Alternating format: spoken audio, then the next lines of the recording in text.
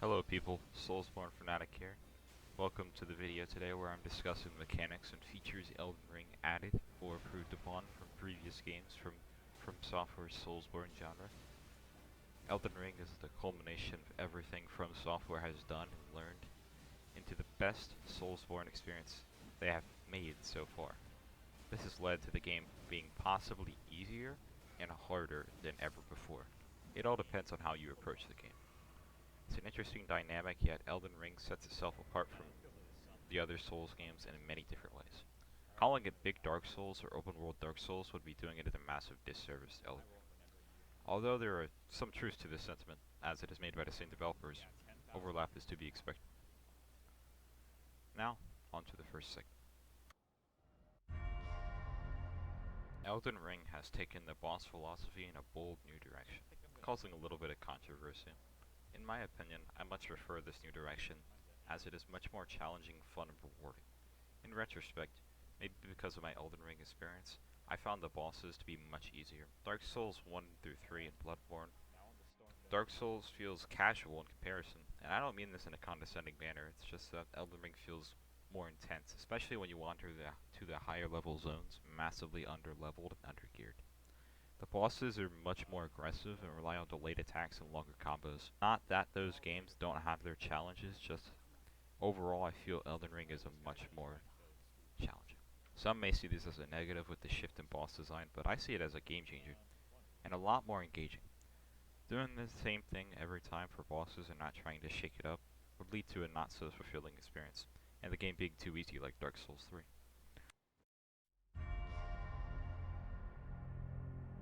So, checkpoints. This is something that was seen as necessary or part of the game's difficulty or something by classic Dark Souls Andes, and I think that's extremely stupid. Elden Ring has introduced a revolutionary solution. A statue of Marika.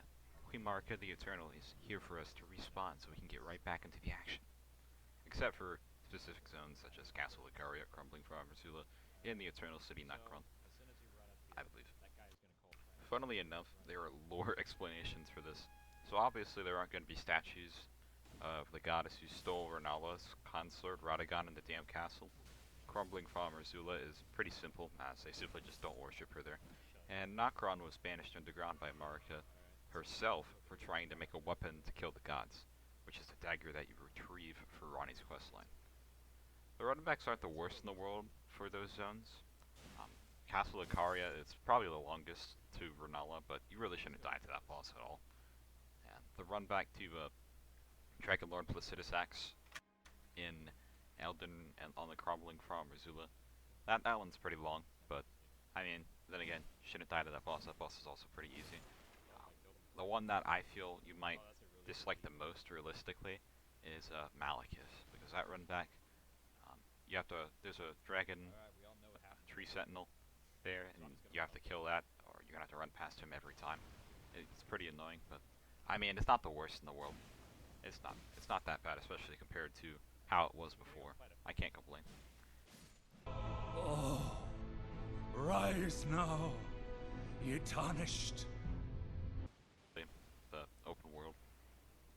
For some people, it may be boring and tiresome after trying to do it twice, but out of all the Soulsborne games, the one that I'm beaten the most, played the most, is Elden Ring. So I'm pretty confident my time combined for every other game is just under my playtime for Elden Ring. I should probably play some more of the other games, but Elden Ring has the most amount of weapons, and just about every build feels viable. Open world may be tiresome to re-explore again, but for me I found it enjoyable still, but obviously not as much as the first playthrough. I've beaten Elden Ring like about 5 times, and I'm still not done with the build experimenting. And somehow I'm finding a little bit of content that I've missed. I'm sure now that I've seen absolutely everything that the game has to offer in that regard, but in builds, I'm not even close to being done. And playing through co-op, this retaining to the replayability factor, I've beaten the game 5 times solo. I haven't beaten the game once while doing co-op, and co-op opens a whole lot of possibilities, new possibilities with how you attack bosses, because they have a lot more health, but you can also shift aggro, so you can use teamwork and stuff like that.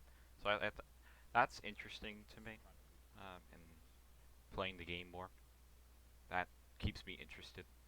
That's something that I can always try and do. Then you could do two-player co-op, three-player co-op.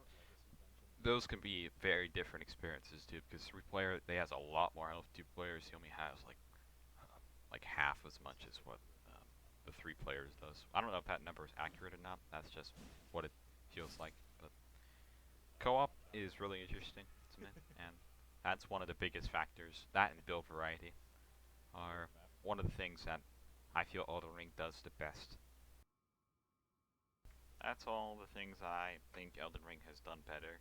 Maybe there's another thing that I was thinking of, but I can't really put it to words.